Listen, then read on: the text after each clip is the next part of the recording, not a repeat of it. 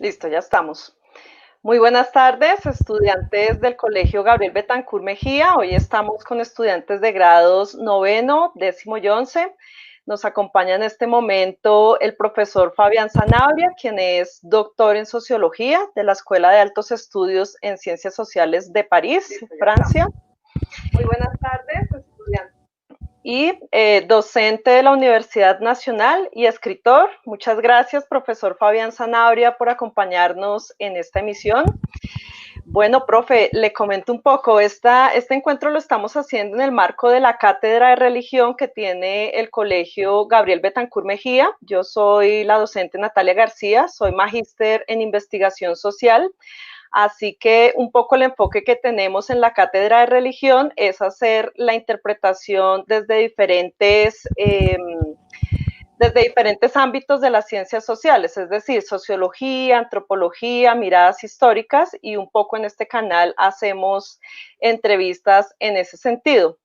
Particularmente para el día de hoy, los estudiantes que se conectan, algunos tuvieron la posibilidad de hacer una lectura previa acerca de unos artículos que usted tiene publicados acerca de las creencias y su tesis doctoral que se denomina Las últimas apariciones de la Virgen en Latinoamérica. Tengo algunas inquietudes para que las dialoguemos a manera de entrevista y también otras que me han enviado algunos estudiantes. También ellos en este momento tienen la posibilidad de escribir a través del chat en vivo las inquietudes que tienen. Es probable que algunas inquietudes sean expresadas desde los textos que ellos hicieron revisión previa. Bien, profe, para iniciar y un poco para contextualizar a los estudiantes que hoy están conectados en esta emisión, en su tesis doctoral usted menciona que hizo un trabajo en 4 lugares donde se dieron apariciones de la Virgen. ¿Podría usted contextualizarnos un poco acerca de este trabajo, dónde se dieron estas apariciones y cuál es la interpretación que se hace desde la sociología? Muchas gracias. Bueno, Natalia, muchas gracias por esta invitación, por esta entrevista. Efectivamente, pues para mí es un placer estar con ustedes conectado a través de YouTube y de estas plataformas virtuales. A veces no es tan evidente la conexión. El mundo contemporáneo es un mundo más de conexiones que de relaciones y nos va a tocar adaptarnos a ello para lo mejor y para lo peor. Efectivamente, mi tesis doctoral pues ya tiene 20 años. Justamente estamos en el 2020 y yo la sustenté en 1999. O sea que el libro es como del 2002, tal vez 2001, posterior, pero la tesis doctoral la sustenté en la Escuela de Altos Estudios en Ciencias Sociales de París en diciembre del 99. O sea que ya son 20 años de ese trabajo enorme que no solamente realicé en el 99, sino desde el 96. Entonces sí, claro, ha corrido mucha agua bajo el puente, es decir, ya después de haber investigado los fenómenos religiosos y de creencias, de haber estudiado religiones comparadas, ahora estoy buscando o buceando más bien en el mundo virtual. En este momento lo que más me interesa son las prácticas de sí, los juegos de sí y las cultos y creencias que se dan en el ciberespacio, en Internet, en las aplicaciones virtuales, en YouTube, en Google Art, en Facebook, en Twitter, en Instagram, etcétera, etcétera. Y es interesante la evolución que ha tenido mi pensamiento y mi trabajo. Desde niño me dediqué a estudiar cultos y creencias, mitos y ritos. Luego, como antropólogo, evidentemente, el campo de la antropología simbólica fue como el ámbito prioritario de mis investigaciones. Luego me fui a Francia a estudiar religiones comparadas y es en ese marco donde hago la tesis de doctorado que se denomina así las apariciones contemporáneas de la Virgen en América Latina, que es un estudio comparado de diversos países porque en ese entonces estaba de moda que la Virgen se aparecía. Y obviamente pues fue como por un azar que yo di con las apariciones de la Virgen porque estaba viajando, si mal no recuerdo, de Medellín a Cali, me tocó pasar por Pereira y había un embotellamiento del tráfico impresionante, el tráfico no avanzaba, la vía estaba completamente detenida. y hacía un calor del demonio, literalmente. Entonces ahí sí hay un calor demoníaco. Entonces en medio de ese calor tan demoníaco, yo traté de saber, bueno, qué está pasando, qué diablos está pasando, que la vía no avanza, que el tráfico está detenido. Entonces dejé el vehículo que me transportaba y empecé a recorrer casi kilómetros en medio de la multitud, tratando de obtener una respuesta. Y me acuerdo que le pregunté a un muchachito qué era lo que pasaba y me dijo, es que la Virgen se está apareciendo. Entonces atravesé cientos de carros, buses y camiones y eso que me dijo este muchacho pues me dejó completamente desconcertado, es que la Virgen se está apareciendo. Entonces cuando uno se encuentra con una escena de esa naturaleza, es tan macondiano, es tan García Marquiano eso, que Sí, obviamente pues uno va a ver cómo es la vaina. Entonces me olvidé de mi viaje, me olvidé de todo y me fui a ver la tal aparición de la Virgen. Bueno, y obviamente caminé y caminé y caminé y caminé y efectivamente descendí a un sitio que era donde se estaba apareciendo, que era un jardín que le habían construido a la Virgen, después reconstituí todo el terreno y ese día era el último mensaje de la Virgen. Entonces, evidentemente, ¿cómo me iba a perder el último mensaje de la Virgen? Entonces, atravesé toda la multitud y obviamente, pues toda la gente era muy creyente, se botaba al suelo, balbuceaba, disparaba fotografías al aire, cámaras fotográficas al aire. La fotografía juega un rol muy importante en esas dinámicas y entonces, hasta que logré llegar muy cerca del sitio, a unos pocos metros, y vi que había una vidente, una niña vestida con traje de primera comunión, de novia, que estaba en una posición de éxtasis y que con un altavoz, un micrófono tal vez, eh, estaba cambiando la voz y usaba un tono de voz español que decía, hijitos míos, una cosa medio tenebrosa para mí, para la gente no, porque era la Virgen, hablaba con tono español, ¿no? Era extraordinario eso y muchos me decían que había milagros, que había conversiones, entonces yo me quedé ahí, pedí permiso a la institución donde trabajaba para hacer trabajo de campo.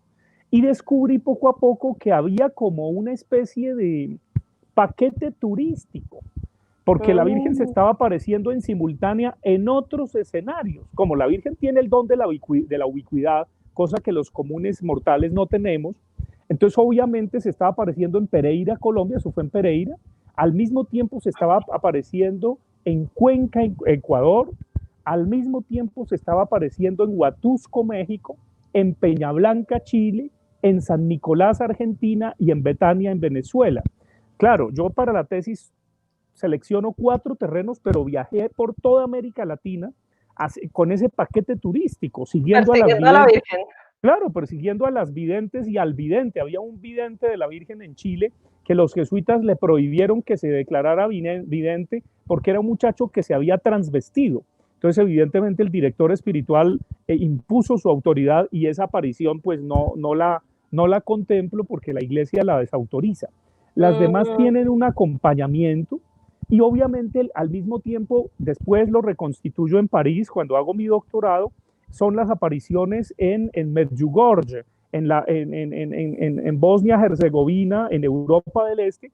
Y claro, en ese momento es como cuando había platillos voladores, que evidentemente estaban los objetos voladores no identificados, esta vez era la Virgen.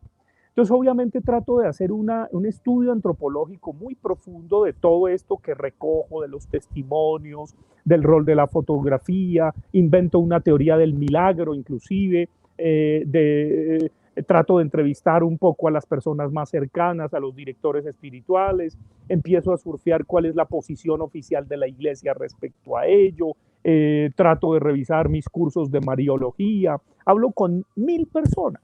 Y obviamente ese fue mi terreno que evidentemente pues desembocó en la tesis doctoral. Yo recuerdo que cuando empecé con estos estudios hace mucho tiempo, porque esto tuvo que ver primero con mi pregrado en antropología, en la Universidad Nacional me querían quemar, porque como la mayoría de colegas, que después fui su jefe, porque fui decano de estos viejitos, eran comunistas, entonces era terrible tratar un tema religioso, entonces me querían quemar por ese lado, y los religiosos me querían quemar porque cómo iba a abordar desde la ciencia un tema religioso. Entonces, evidentemente, era una posición muy difícil como investigador, pero yo seguí escarbando, y evidentemente fue una de las experiencias más extraordinarias de mi vida. Después de que publiqué el libro de la tesis, esto se volvió también algunos capítulos de una novela que escribí y lo vuelvo ficción también, porque es que es como de ficción. Entonces, Sí, obviamente total. hay toda la teoría del mundo y es una experiencia con respecto al creer, con respecto a las creencias, con respecto al rito, con respecto al mito en la actualidad. Y claro, ya de eso hace 20 años tengo imágenes que todavía pasan por mi mente de ese terreno. Sin lugar a dudas, soy un hombre de poca fe, no soy alguien que a mí nunca se me apareció la Virgen, yo nunca la vi, pero no podía negarle a los que decían que la veían, que no la habían visto. ¿Con qué derecho podía yo hacer eso? No, Ujú. tratar de comprender qué era lo que había detrás de la Virgen fue mi trabajo como antropólogo, como sociólogo, y efectivamente descubrí unas cosas extraordinarias de lo que había detrás de la Virgen. Eso no invalida que la gente haya visto a la Virgen, pero ese es el trabajo que hace el antropólogo, el sociólogo, un poco de construyendo los terrenos de lo sagrado para algunos, que de pronto no es para todo el mundo lo sagrado. Y bueno, esa fue mi experiencia de esa tesis y que me conectó con el mundo de lo simbólico muy directamente y que evidentemente transformó mi vida en el sentido de que selló un parcours, una trayectoria de investigar lo simbólico y es lo que hago desde entonces, investigo el creer y repito, hoy día estoy investigando el creer, los cultos, las creencias, los mitos y ritos, el deseo también en el mundo del ciberespacio, en el mundo de Internet, en las redes sociales, en las aplicaciones virtuales. Justamente termino esta entrevista y salgo para una conferencia que se va a llamar El amor en los tiempos del coronavirus. Ujú. Justamente es como el otro extremo, pero ese es Claro. un poco mi quehacer. Bueno, entonces ese es el contexto, Natalia, de esa tesis. Ahí te respondo y bueno, sigo Ah, bueno, pendiente. muchas gracias. Y bueno, profe, un poco nos interesa saber y qué hay entonces detrás de la Virgen. Yo estuve haciendo también lectura y muchos pasajes me llamaron bastante la atención. Me parece una interpretación muy interesante. Bueno, y pues le comentaba hace un momento que también yo hago parte de mi formación en parte es en ciencias sociales, así que pues estuve muy interesada leyendo su tesis doctoral, me pareció interesantísimo todo el relato, ¿no? Y cuando usted llega a Pereira, cuando tiene la posibilidad de hablar un poco con las personas que vieron a la Virgen, ¿podría usted comentarnos un poco, cuando usted entrevista, por ejemplo, a las autoridades eclesiásticas, a la iglesia, ¿qué mirada encontró usted allí? ¿Se acogían, no se acogían? ¿Cómo ven los curas en Pereira, por ejemplo, estos aparecimientos? Y bueno, en los diferentes lugares que usted visitó, ¿cómo ven ellos estos aparecimientos? Y del lado del peregrino o del seguidor de estas apariciones, ¿cómo podemos hacer esa lectura desde la sociología? Bueno, pues evidentemente la jerarquía eclesiástica es muy diversa, ¿no es cierto? Primero están los Ajá. directores espirituales de las videntes o de los videntes, que en el caso de Pereira y de Ecuador eran franciscanos renovados. Los franciscanos renovados son unos franciscanos nuevos que quieren volver a las fuentes de San Francisco de Asís. Un poco para Ok. recordarle a los que nos están viendo, no son los franciscanos tradicionales que se dividen en tres, en los observantes, que es la rama más grande, que en los conventuales y en los capuchinos. No, estos no son ni observantes, ni capuchinos, ni conventuales. Después surgen los terciarios capuchinos, etcétera, etcétera. No, no son Ujú. estos. Estos son nuevos que surgen en la Calabria, Italia, que es una tierra de brujería, de estudio del diablo, es una cosa muy interesante. Entonces Ajá. estos misioneros van descalzos, entonces no usan zapatos ni sandalias y obviamente tienen una suela de pie que es su sandalia y andan solamente con el hábito como San Francisco de Asís. Eso es fascinante. En pleno siglo XXI, entonces uno encontraba estos personajes que obviamente creen en el diablo, son muy parcos, esos eran los directores espirituales en Pereira y en Ecuador. En Chile, repito, era un jesuita. En Argentina también los jesuitas jugaron un rol muy importante y en Venezuela el clero secular, pero también evidentemente los jesuitas estaban ahí muy cerca. No, la jerarquía eclesiástica ya a nivel de los obispos, por el que simplemente pues te comento el caso de Pereira, estaba Ajá. Monseñor Darío Castrillón Hoyos. Darío Castrillón Hoyos era el obispo de Pereira, muy astuto, un político impresionante. Entonces el tipo miraba era cómo recuperaba eso, porque a él le interesaba era la política. No olvidemos que Darío Castrillón, después de ser obispo de Pereira, fue arzobispo de Bucaramanga y después el Papa Juan Pablo II lo nombró cardenal y fue el prefecto de la congregación para el clero, es decir, el jefe de todo el clero mundial, o sea que era un político de primera. Para llegar a ese cargo hay que ser político realmente. Entonces el tipo Mm, era muy astuto, él miraba era cómo recuperaba la clientela, por decirlo de alguna manera. Eso era lo que le interesaba, pero evidentemente no creía ni cinco en las apariciones. Era obviamente con su tono muy político, muy cercano al expresidente López y al expresidente Betancourt, etcétera. Un político de primera línea. Esa fue la impresión que me causó. Un político que llegó muy lejos, evidentemente, en sus cargos en el Vaticano, pero la embarró porque aconsejó mal al Papa y aconsejó mal también a Ratzinger con respecto a lo que ocurrió en Argentina, negando el reconocimiento por parte del clero del holocausto nazi. Entonces ahí ya mm, vino en capa caída y lo sacaron del Vaticano. Cuando Ratzinger llegó al trono de Pedro, es decir, Benedicto XVI, ujú. evidentemente terminó con una pensión en esos apartamentos que tienen los cardenales en la vía Merulana, ¿no? Yendo hacia el Vaticano. Y es una pensión muy jugosa, como de unos 6.000 euros que les dan a los cardenales. Viven muy bien, pero es el retiro. Entonces esa fue la carrera de Darío Castrillón Hoyos, que en un momento fue papable inclusive. Pudo llegar a ser papa, hay que señalarlo, un político de primera línea. Ujú. Bueno, y a propósito de ello, varios estudiantes me expresaban antes de iniciar esta emisión, ayer que estuvimos hablando un poco en la tarde sobre el texto, cómo es toda esta relación entre poder, política, religión, creencia. Y bueno, también un poco porque hicimos la lectura acerca de la contextualización, entonces también varios estudiantes preguntaban, bueno, nos gustaría un poco que nos ampliaran estos conceptos, por ejemplo, el de vírgenes conquistadoras, encuentro de los dos mundos, que es el mundo pues de los españoles con el mundo indígena. Les ha llamado bastante la atención acerca de Cristóbal Colón y su nombre de la Santa María, ¿no? La guerra de las imágenes, tal vez podríamos ampliar un poquito este contexto. Varios estudiantes manifiestan bastante interés en estos temas. Bueno, pues obviamente para poder interpretar el fenómeno tuve que ir bastantes siglos atrás.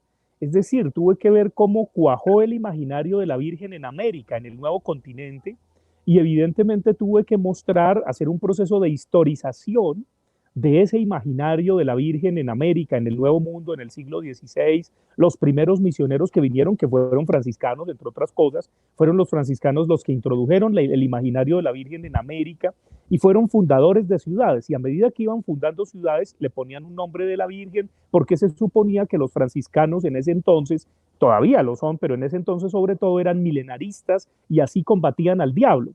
Y es muy interesante la primera aparición de la Virgen en América, que es en México, que es evidentemente la aparición de la Virgen de Guadalupe a un Uh -huh. indiecito, a Juan Diego, y obviamente ahí está toda la estructura original, la matriz original, como en una especie de psicoanálisis colectivo se va repitiendo a lo largo de los siglos. Entonces, evidentemente, sí hay una relación muy directa entre conquistar, entre marcar territorio, entre detener la ira del Padre Celestial, y es la Virgen mediadora, evidentemente, Uh y -huh. finalmente esa idea también que va a troquelar el imaginario de las mujeres en nuestro continente, de la maternidad, etcétera, va a llegar hasta mostrar que una mujer solo se realiza siendo madre, por ejemplo.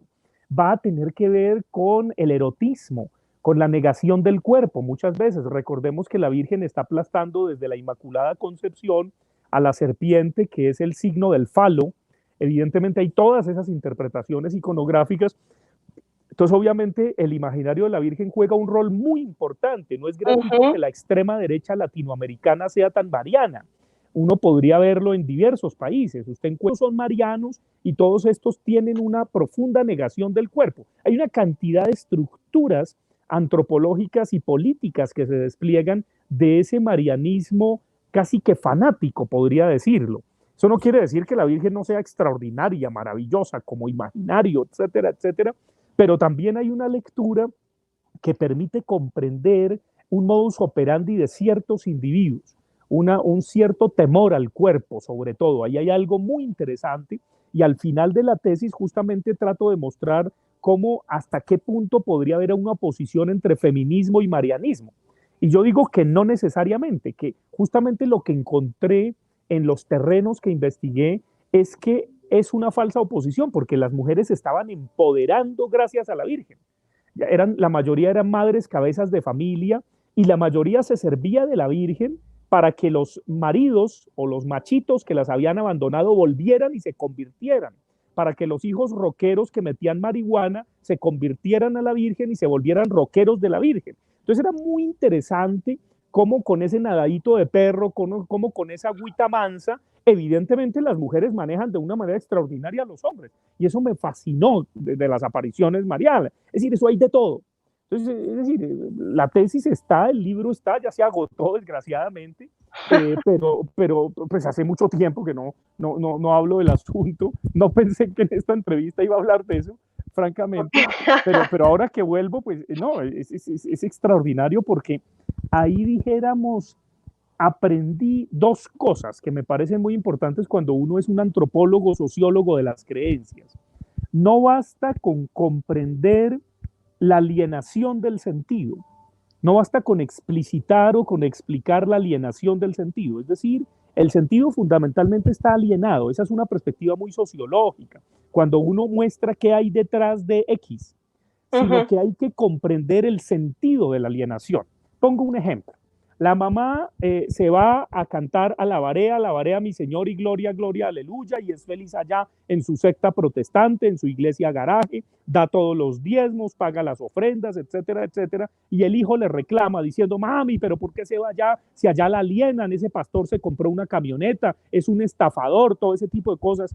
Esa es la alienación del sentido, pero el sentido de la alienación es que la mamá ya tiene un lugar, allá la reconocen, allá la llaman hermana María, allá evidentemente tiene un sentido su alienación. Entonces la perspectiva antropológica y sociológica de las creencias implica que no solo comprenda o explique la alienación del sentido, sino el sentido de la alienación.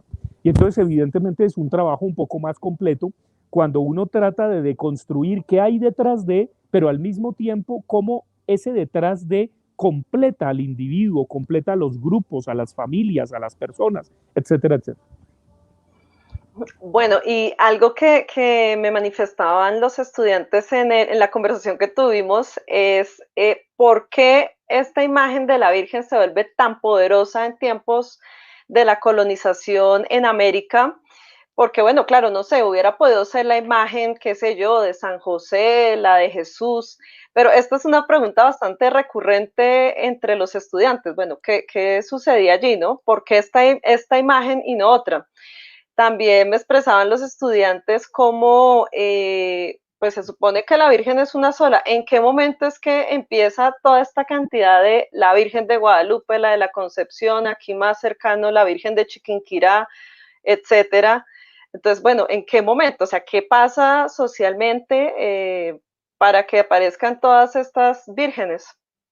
Bueno, pues obviamente la Virgen se vuelve un emblema, se vuelve un símbolo, se vuelve, que es un poco lo que está en la estampa finalmente, y al volverse un símbolo, al volverse un emblema, evidentemente América se vuelve mujer, América es feminizada, y obviamente también ahí hay una ventaja que tiene el conquistador es el macho que llega a violar a la hembra y la mediadora es la Virgen. Eso es una cosa muy interesante que da para ambos lados. Y obviamente las vírgenes conquistadoras, a cuyo nombre, a cuyas advocaciones se nombran ciudades y se bautizan las ciudades con ese nombre de la Virgen, empiezan a constituir toda una parentela de la Virgen. Yo hablo de eso. Es decir, la Virgen de Chiquinquirá es prima de la del Perpetuo Socorro, la otra es sobrina de la otra Virgen del Pilar, la otra es otra prima de no sé qué, la otra es hermana. Hay una parentela imaginaria que la gente teje, un poco como en el paquete turístico que me encuentro en el siglo XX, cuando Ujú. evidentemente no bastaba con ver las apariciones en Pereira, sino que se viajaba a Ecuador, a México, a Chile, a Argentina, a Venezuela. Y evidentemente descubrí que había unos libros que circulaban con una editorial y que había todo un paquete turístico que se montaba para ir a ver a la vida. Eso no. Y otros se iban a Europa del Este, a Medjugorje, evidentemente, y obviamente eso tiene sus finanzas, hay quien saca partido de eso, pero como todo es para servir a Dios, pues evidentemente todo se sublima ahí y se niega la empresa económica. Eso no, pero indudablemente hay unos elementos económicos que juegan para que esto sea posible, ¿no? Claro. Bueno, aquí mirando en el chat, sí, algunas personas han publicado preguntas. Por ejemplo, Sharon Flores dice, ¿por qué las iglesias ya no alcanzan a tener el total control institucional de las creencias? Bueno, porque evidentemente las iglesias son instituciones que se descomponen y se recomponen y ya no alcanzan a darnos todo el sentido de lo social. Es un fenómeno que yo analizo también en la tesis, que es el fenómeno de la desregulación y circulación del creer. Pero de la misma Ujú. manera que se desregula y circula el creer, eso mismo está pasando con el poder y con el saber. Es decir, cuando vemos al Papa repartiendo bendiciones por Zoom, es evidente que es la copa que derrama el vaso. Ya mucha gente no le cree. Ya está solo el pobre viejo. Y lo mismo es el Dalai Lama y lo mismo son los grandes líderes religiosos que en esta pandemia no han consolado a la humanidad porque están llenos de miedo en sus palacios episcopales. ¿Dónde están los apóstoles que podían tocar a los leprosos, un poco como San Francisco de Asís y no les pasaba nada? Entonces, evidentemente están muertos de miedo. Lástima que los consejeros del Papa no lo hayan dejado ir a que enterrara algún muerto de coronavirus. Eso hubiera sido un signo publicitario muy importante para este Papa, pero desgraciadamente no lo aconsejan bien. Entonces, evidentemente, reparte bendiciones por Zoom. Lo mismo podemos decir de los grandes líderes religiosos, están escondidos de miedo en sus palacios episcopales, las iglesias están cerradas, y no solamente las iglesias católicas, sino evangélicas. Y esto es un crimen porque tenemos muertos en la calle y las iglesias cerradas. Entonces, ¿dónde está la caridad? Deberían abrirlas para transformarlas en hospitales, para acoger a la gente, con todos los protocolos de seguridad para que no se las contaminen, evidentemente. Pero muchas de estas iglesias, que son mega iglesias protestantes, pentecostalistas, evangelistas, son un negocio. Entonces, evidentemente es un negocio privado, deberían pagar impuestos. Eso sería lo primero que uno diría en un Estado de Derecho. Y obviamente, pues los pastores les salió el tiro por la culata, porque algunos han comprado centros comerciales enteros para volverlos iglesias y ya la gente no les va porque está recluida. Entonces Dios se burla de la soberbia de los hombres y de los pastores, por supuesto, que es un negociazo. Es decir, en Colombia, por ejemplo, hay tres grandes negocios. Montar una EPS de garaje, montar una universidad de garaje o una iglesia de garaje. Son los tres grandes negocios que, entre otras, no pagan tanto impuesto. Entonces, evidentemente, claro, ya la gente no cree, y además, por ejemplo, las iglesias evangélicas es con el datáfono, que uno paga el diezmo o la donación, y obviamente los pastores se enriquecen de una manera extraordinaria y la gente no lo ve, y sobre todo que obedecen al pastor. El pastor puede decir por quién votar, cosa que los curas no tan directamente, evidentemente, pero no es gratuito que los políticos de extrema derecha se unan a los pastores protestantes, y cuando uno hace un análisis, creo que el colega William Mauricio Beltrán es un experto en mega iglesias, sobre todo en el Brasil y aquí, y uno ve obviamente Casas sobre la Roca, los pastores castellanos, y uno ve los nombres de estos personajes, Enrique Gómez y todos estos, que son verdaderas mega iglesias, que son monopolios de miles de millones de pesos que no pagan impuestos. Cuando uno hace un análisis ya en detalle de las mega Ujú. iglesias, por ejemplo, en Guatemala, en América Latina, pues se da cuenta que detrás de Dios hay un negociazo extraordinario del poder. Entonces no es tan carismática la cosa, no son las lenguas de fuego que caen sobre uno, un poco como la gente ingenua creería que son unas palomitas las que se posan en las cabezas de los cardenales cuando ingresan a la Capilla Sixtina para elegir el Papa. No, es evidente que es política de la más refinada, y es evidente que todo eso está ultra cuadrado. Si usted cree que es el Espíritu Santo el que sopla, pues evidentemente siga creyendo que a los hijos se lo trae es la cigüeña. Es exactamente, directamente proporcional a creer que es el Espíritu Santo el que elige el Papa, a que los niños los trae la cigüeña, y a que el 24 de diciembre a medianoche llega Papá Noel y les pone los regalos en el árbol de Noel. Bueno, profe, gracias por su respuesta. Observo también varias preguntas en el chat acerca de el mal, acerca del mal, los demonios, las figuras apocalípticas. Aquí, por ejemplo, dice, ¿cómo ven el mal en la vida y dónde cree que viene si no cree en el diablo? Por acá había otra.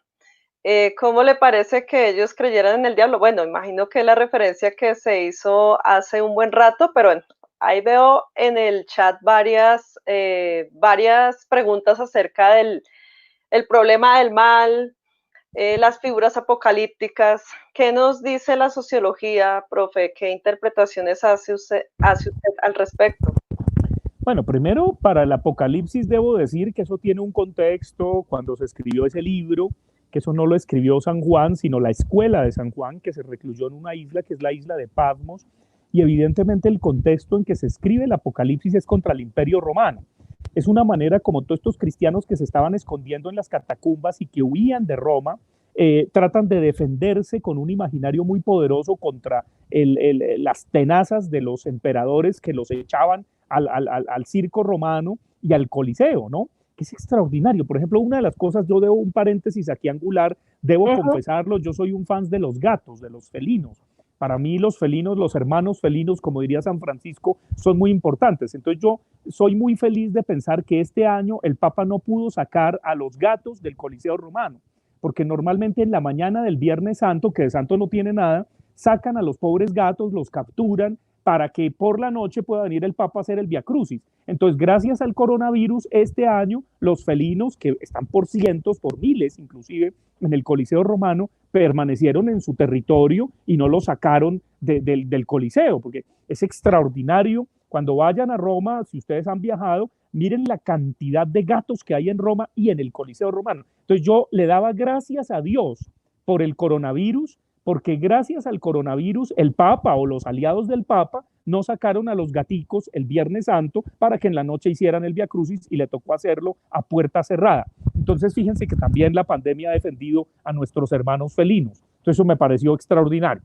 Volviendo aquí al tema, uh un -huh. poco a propósito del Apocalipsis, entonces fue la escuela de San Juan la que escribió eso para defenderse, y pienso en el Coliseo porque es que es ahí donde Nerón le echaba los leones a los cristianos, es decir, también es por eso que obviamente luego el cristianismo se apropió de todos esos lugares, ruinas arqueológicas extraordinarias, porque ahí era donde sacrificaban a los cristianos. Entonces los cristianos están huyendo y se esconden en catacumbas, entonces para defenderse en el imaginario empiezan a delirar. Y el Apocalipsis es uno de los delirios más genuinos de la literatura universal. Cuando uno ve las copas de la ira, los cuatro jinetes, cuando uno ve todo ese tipo de cosas, extraordinarias figuras, pues eso está lleno de metáforas, eso está lleno de delirio, pero es un delirio genial. Claro, es un puro delirio. Yo no, es decir, hoy Sí, no, día de hecho vi es como que, bastante, leyendo un poco sus textos, vi bastante no, estos conceptos del delirio, ah, la bueno, pues, ficción, pero pero es que no, interesante es que el lo delirium charlemos. tremens, eso es fascinante. Es decir, yo creo que no hay que ver películas de Steven Spielberg ni los efectos especiales de Robocop, pues yo no, el dragón no sé qué. Léanse el Apocalipsis y ahí tienen el mejor guión escrito hace más de 1500 años, ¿no? Porque eso también está fechado y datado, obviamente, eh, con todos los efectos especiales que ningún director cinematográfico podrá llevar a la pantalla. Pues eso lo produjeron los cristianos que muertos de miedo se escondían en las catacumbas y se inventaron el Apocalipsis a partir de mitos, de tradición oral y toda esa cosa. Y obviamente debo decir, para los que se lo leen y se lo creen a pie juntillas, es decir, que lo interpretan como cuando uno interpreta las tablas de multiplicar, 4 por 6, 7 por 4, 28, 3 por 7, etcétera, etcétera. Entonces, evidentemente, uno tiene una cantidad de pentecostalistas y evangelistas que dicen Juan 3:16, Lucas 2:24, Mateo 3:14, Génesis 1:26, 27. Juan 3:16, y conoceréis la verdad y la verdad os hará libres. Y así se aprenden como mnemotécnicamente la Biblia, pues evidentemente están delirando también, porque lo peor que uno podría es aprenderse de memoria la Biblia y creer que es a pie juntillas, desconociendo el contexto donde se escribieron los evangelios, donde se escribió la Biblia, la cantidad de siglos que pasaron para llegar al último papiro del que se tiene noticia. Entonces, obviamente, cuando uno estudia arqueología cristiana o arqueología bíblica, se da cuenta, por ejemplo, de que los evangelios fueron escritos 60, 70, 80, 90 años de haber muerto el disque nazareno. Es decir, lo que está escrito que dijo Jesús ahí, pues no lo dijo Jesús, lo dice es el mito de lo que creen que dijo Jesús. Eso lo saben todos los curas que estudian teología. Lo que pasa es que se les olvida cuando se vuelven obispos o cuando los consagran como sacerdotes, pero es evidente que no hay nada más consecuente con el mito que el mito cristiano. Eso no invalida la creencia, no, al contrario, yo creo que una persona libre, que piensa libremente, entiende que está más allá del significado literal lo que están diciendo los evangelios o los textos sagrados. Pero lo mismo que pasa para el cristianismo pasa para el Bhagavad Gita, pasa para el Corán, pasa para los libros sagrados, el Popol Vuh, de todas las religiones. Es decir, son fascinantes delirios de la humanidad. Eso es genial, delirar. Yo no estoy en contra del delirio. Entonces, obviamente, para aquellos que se toman al pie en la letra el Apocalipsis y ya ven el fin del mundo, debo decirles lo siguiente. El fin de un mundo no es el fin del mundo.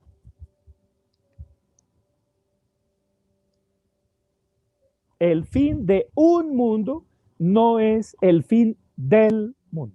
No. El mundo sigue y sigue sin uno, felizmente, porque somos prescindibles. Somos un polvo cósmico que se acaba. Es más, los seres humanos somos una bicoca en el universo. El planeta Tierra es una cosa minúscula en medio de este sistema solar, en medio de esta galaxia, en donde hay miles de millones de galaxias como la Vía Láctea. Por Dios. Es decir, podemos ser un error del universo, podemos estar completamente solos en el universo o que haya vida en otro planeta. Entonces, evidentemente, cuando uno tiene una perspectiva más amplia, se relativiza, y creo que es uno de los elementos del coronavirus, y es que el hombre no es el amo y el poseedor de la naturaleza, no, ni más faltaba. Ahora los animales están más felices sin uno, por ejemplo, los patos caminando por las calles de París, eso se me hace genial. Claro, y ya el aire está menos contaminado, ¿no? Qué cosa tan maravillosa. ¿Quién dijo que el hombre era el amo y señor de la naturaleza cuando cualquier cosa, un microbio nos puede hacer desaparecer? ¡Qué genial! ¡Genial! Se me hace genial. Una cucaracha es más poderosa que un ser humano, porque una cucaracha sobrevive a una hecatombe nuclear. Entonces, entonces evidentemente hay que relativizarnos, y obviamente para aquellos que creen que ya llegó el fin, el apocalipsis, hay que recordar que el fin de un mundo no es el fin del mundo. Aquella niña que el novio la dejó, o el amante, aquel muchacho que lo dejó la novia y que se va a suicidar porque es el apocalipsis. Mire, el fin de un mundo no es el fin del mundo. Para que entiendan.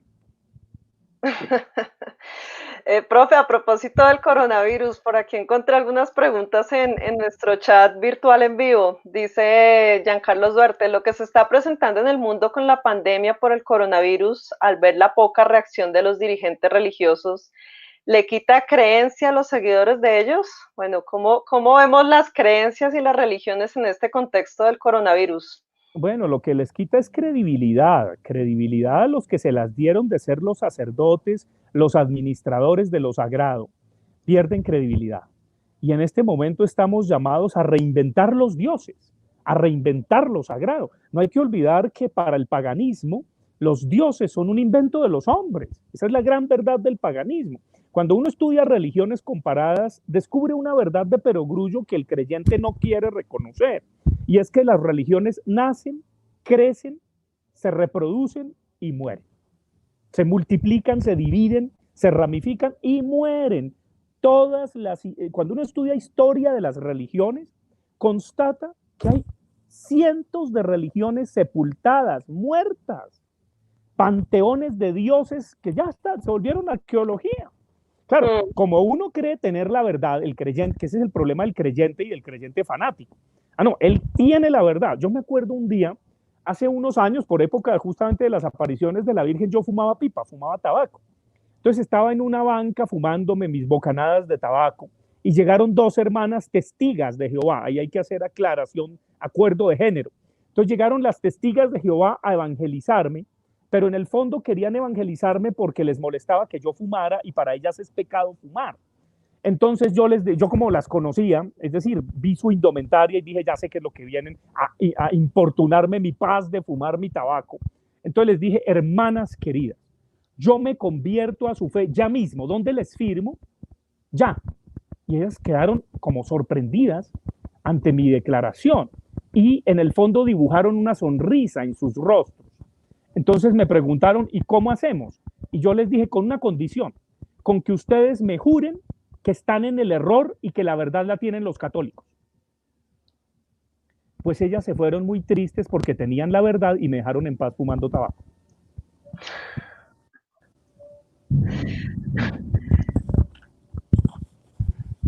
Entonces ese es uno de los problemas que ocurre con las religiones, como con política o como con el equipo de fútbol. ¿Crees que tu equipo es el coco del paseo? ¿Crees que tu Dios es el Dios del paseo? Mejor dicho, la última Coca-Cola del desierto, y resulta que no. Si tú hablas con el budista o con el shintoísta o con el brahmanista o con los dioses que hay en la India, que eso hay para los turistas también, pues ese que es fanático le jura que ese es el único Dios. Claro, si son más politeístas no tienen el problema de las religiones del libro. El problema de las religiones del libro, que son el cristianismo, el judaísmo y el islam, es que creemos que Dios es uno y único monoteísta y generalmente que nos salva. Que ese es uno de los grandes problemas de Occidente, que estamos atrapados en la verdad y nos creemos dueños de la verdad. Mientras que en el mundo pagano no. En el mundo pagano hay dioses para lo que usted quiera. Entonces ustedes no compiten entre ellos. Es un poco como en el santoral católico, que es muy importante saber diferenciar. Si usted tiene un problema de derecho penal, no vaya a acudir al santo especialista en derecho civil porque pierde el pleito. Entonces hay que saber cuál es la especialización del santo para ponerle la velita.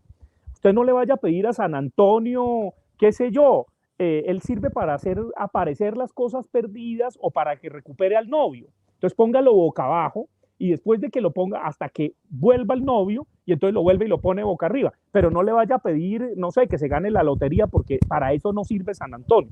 Entonces hay que saber las especialidades paganas, dijéramos, de los dioses, de los santos, y en la medida en que uno sabe las especialidades, pues no compite entre ellos y ya, santas Pascuas. Claro, lo que estoy diciendo yo sé que es muy provocador, pero es justamente para que relativicemos nuestra creencia de creer que es lo único, que sin ti no puedo vivir, sin ti yo no soy, que es lo mismo con el amor de la vida, que uno le dice porque eres tú, porque soy yo, porque estamos hechos el uno para el otro.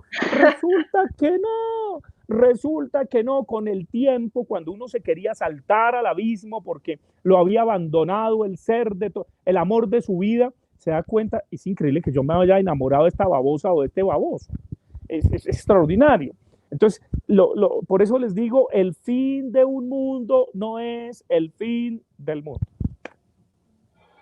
Sí, pues definitivamente con las religiones yo lo que observo es que cada religión pues tiene todo un constructo, digamos una creencia, que es como la creencia de cada uno, ¿no? Efectivamente, para el budista esa es su verdad.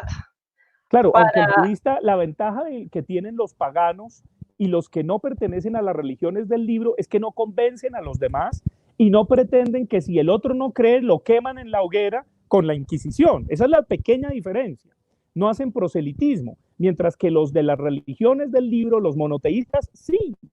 Si el otro no se convierte a su fe, lo chuzan hasta que se convierta, mientras que el budista no le interesa hacer proselitismo, no le interesa que se conviertan a su fe, el shintoísta igual, el brahmanista igual, el que cree en el dios Rama, tampoco. Esa es la pequeña diferencia, es decir, de pronto son menos arrogantes que los monoteístas. Los monoteístas creemos, y si el otro no se convierte a mi fe, mejor dicho, es un demonio, hay que exorcizarlo. No. Y los pastores protestantes de las sectas protestantes, cuando hablo de sectas en sentido sociológico, es decir, se atomizan entre ellos. Los pastores de las sectas protestantes, ellos sí que son expertos en echarle el demonio al que no piensa como ellos, al que no siente como ellos. Claro, lo problemático de ciertas posiciones que son como tan juzgadoras de lo que hace el otro, la otra, pues es que digamos, se sectoriza y se vuelve imposible lograr algún tipo de conversación, ¿no? Cuando se tiene la verdad, pues es muy complicado lograr algún La tipo de... mejor manera de desarmar al que cree tener la verdad es decirle si tiene toda la razón. Y casi que para sacarle la piedra, hacer lo que yo hice con las testigas de Jehová que me iban a evangelizar y que no me dejaban fumar mi tabaco en paz. Decirles, mire, yo me convierto, pero si me juran que ustedes están en el error. Y como tienen la verdad, se van tristes. Y ya, ya, ya. Sí, eso es, ya. Bueno, aquí siguen enviándonos preguntas. Dice Rivera Rojas, dice, ¿en qué momento las iglesias se convirtieron en un negocio? Y por acá otras preguntas. ¿Cuál es su posición o opinión frente a lo escrito en la Biblia? ¿Puede ser una representación real de los pensamientos de Jesucristo o algo escrito con base en las creencias que pueden ser o no reales? Bueno, ahí nos están publicando varias preguntas. Bueno, sobre la Biblia, Biblia quiere decir libros, es en plural. Y obviamente tanto el Antiguo como el Nuevo Testamento, y en el Nuevo Testamento están los evangelios que son sinópticos y los apócrifos. Hay un montón de evangelios apócrifos que son geniales, los invito a que los lean, los busquen, que obviamente la ortodoxia los rechazó, porque no convenía. Hay unos evangelios donde Jesús se casó, por ejemplo, eso a quién le iba a convenir. Entonces, evidentemente, cuando uno estudia arqueología bíblica o arqueología cristiana, se da cuenta bajo qué condiciones la tradición oral se volvió libro. Y evidentemente, si quieren que les dé una palabra concreta de qué es la Biblia para mí, es literatura. Es como Shakespeare, es como el Quijote, es como García Márquez. Lo que pasa es que cuando uno lee El amor en los tiempos del cólera, uno no dice palabra de Dios te alabamos Señor. O cuando uno lee Hamlet, no dice palabra de Dios te alabamos Señor. Pero es literatura, no más. Claro, eso suena terrible, pero yo invito a los teólogos que sea a que debatamos ese tema, a ver si no. Y les compruebo bajo qué condiciones se escribieron los evangelios, el Pentateuco, etcétera, etcétera, con arqueología, es decir, con cosas que la ciencia ha demostrado, y evidentemente todo esto obedece a la construcción de un mito. Como va uno a saber si Hamlet existió, si Macbeth existió, si el coronel Aureliano Buendía existió, si Don Quijote existió, no importa. Lo que importa es el mensaje que hay ahí, lo que importa es el símbolo que hay ahí, lo que importa es cómo eso jalona nuestro sistema de pensamiento o de sensibilidad. Entonces, evidentemente es lo mismo la Biblia, pero lo mismo ocurriría con el Corán, con el Dhammapada, con el Bhagavad Gita, con los libros sagrados de todas las religiones que hay por todas partes, con el Tao, con cada libro sagrado de cada religión es un mito que condensa tradiciones culturales que podrían caber perfectamente en la palabra literatura. Bueno, por acá otros comentarios que tenemos. Dice, ¿se podría decir que las iglesias manejan la fe de las personas moldeándolas con pensamientos que ellos consideran erróneos en la sociedad, como es la comunidad LGBT? Bueno, pienso que esto lo estábamos hablando hace un momento, pues de cierta manera sí, claro. Es decir, cuando Claro. una persona hace parte de cierto dogma, pues ese dogma se constituye en una verdad para esa persona. Y desde esa verdad hace un juzgamiento hacia todo lo que hagan los demás. Sí, sin duda. Bueno, bueno, profe, y cuéntenos en este momento, en todo ese recorrido que usted ha tenido acerca de las religiones, las creencias, ¿ahora sigue usted escribiendo acerca de ello? ¿Sigue pensando futuras publicaciones al respecto? No, me dediqué a la literatura. He escrito varias novelas y en este momento estoy escribiendo 2 novelas. Ahí llegó, mire, les quiero presentar a un ser maravilloso. Eso sí, no puedo dejar de presentárselos porque acaba de llegar. Mire, este es mi gato Abelardo. Este es el consentido de esta casa y Abelardo es el dueño de la casa. Entonces, es decir, nadie puede entrar en mi retosadero si no le pide permiso al Abelardo, porque es que uno se vuelve la mascota de ellos. Entonces, ese es Abelardo. Yo soy fan de los gatos. Sin gatos, sí no puedo. Es decir, si algo me demuestra que Dios existe, son los gatos, evidentemente. Es decir, qué maravilla los hermanos felinos que existan, o los hermanos conejos, como diría San Francisco. Pero realmente los gatos son, no sé, eso para mí es la prueba fehaciente de la existencia de Dios. ¿no? Los gatos. Bueno, pero volviendo acá, sí, me dediqué a la literatura.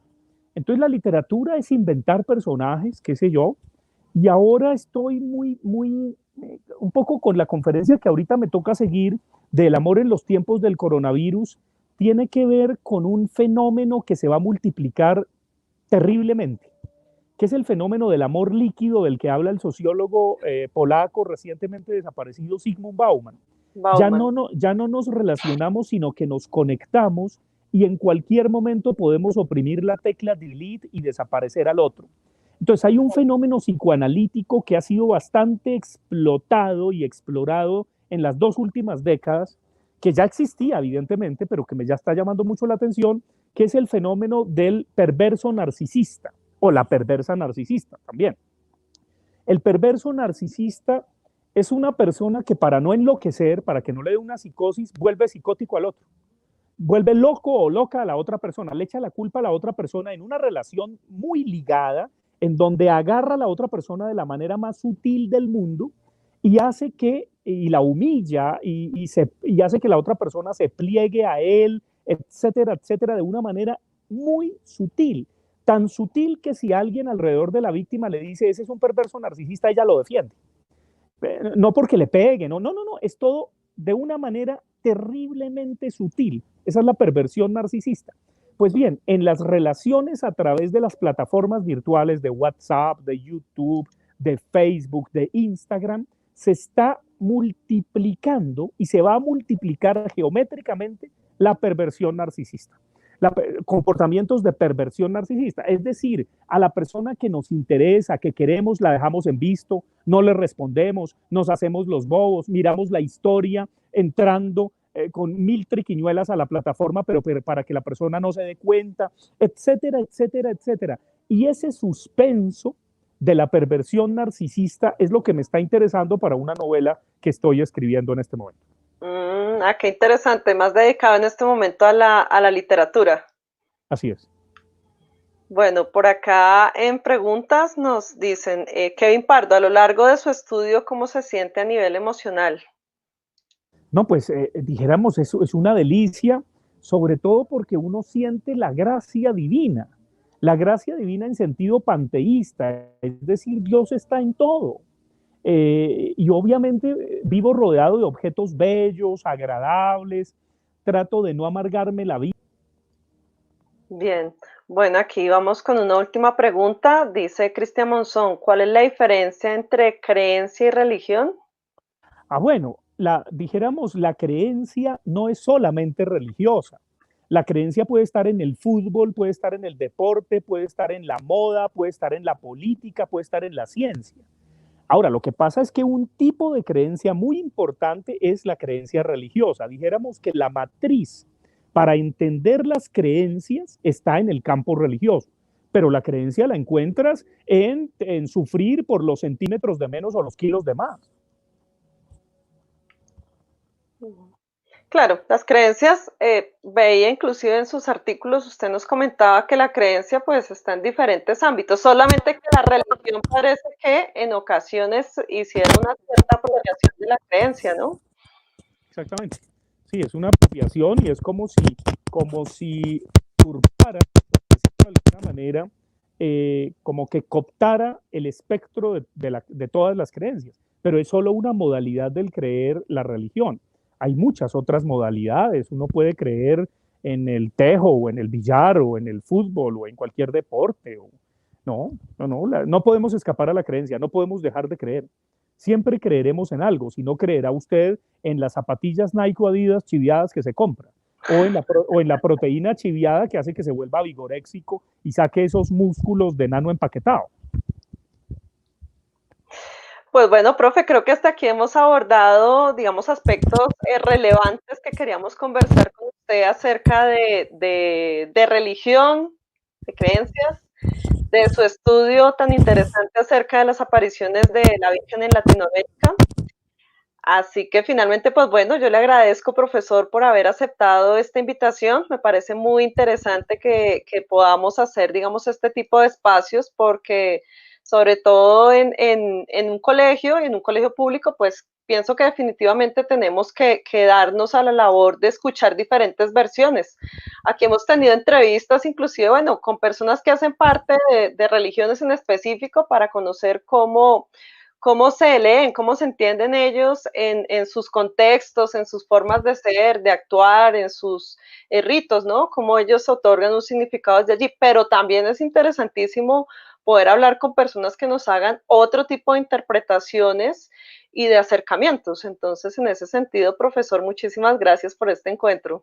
No, Natalia, muchísimas gracias. Espero que no se hayan escandalizado, que al contrario reconozcan que un estudioso de las creencias de algún modo no puede dejar de creer. Soy hombre de poca fe, eso sí, tengo pensamiento crítico, pero creo en los gatos. Entonces ya por lo menos me pueden anotar una creencia para que no me digan que soy ateo. No, no. Vale, profesor, muchísimas gracias. Bueno, creo que en el chat se nos quedaron muchas preguntas por fuera, pero bueno, Bueno, pues pues invitar a los estudiantes, a quienes nos ven, me pueden seguir también en mi canal de YouTube de Sanabria Fabián o de Fabián Sanabria en Facebook, en Instagram también, con mucho gusto, Sanabria Fabián, sanabria.fabián, Sanabria con S, y podemos charlar, podemos compartir, evidentemente. No tengo Twitter porque una bodeguita de un partido de extrema derecha, de cuyo nombre no quiero acordarme, que es de centro, pero democrático no tiene nada, pues me cayó para que me suspendieran el Twitter desde el 1 de enero de este año y lo lograron. Entonces, no, entonces Twitter no tengo. vale, profesor, muchísimas gracias. Es usted muy amable en este Muchas encuentro. gracias a ustedes y que los dioses los bendigan y los dioses me bendigan. Muchas gracias.